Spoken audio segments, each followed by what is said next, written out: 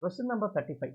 The circuit shown contains a cell with negligible internal resistance. Okay, there is internal resistance 0 as a resistance connected in series. Okay, the energy transferred per unit charge driving the charge around the complete circuit is E. Very simple thing. Is nothing but your e.m.f. E. Okay, the potential difference across the this cell is seen to be at last S is V. This value is V.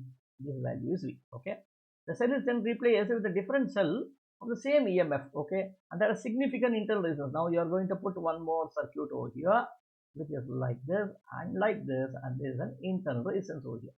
Okay, and this is now connected to the X here. Okay, and then what is the effect of E and V and replacing cell? Okay, so what you are doing is you already had a cell which is E. Now you replace the cell, put a new cell which has an internal resistance. Simple question. So what happens? e.m.f. is not going to change. Okay, the same e.m.f. you have chosen, therefore e.m.f. does not change. So therefore this and this are incorrect. It should be one amongst them. It should be one amongst them.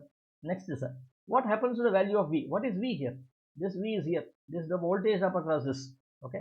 Now if you put this one here, when you have something as an internal resistance, what will happen? The resistance will get added up to this.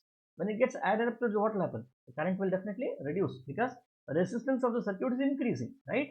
So remember, this is a series circuit over here. The current is passing through it is a series circuit. So the resistance will increase. When resistance increase, what happens? So current will decrease. When current decreases, automatically this V, which is equal to I times X, will also reduce. So therefore, this decreases. So C is the right answer. C is the right answer.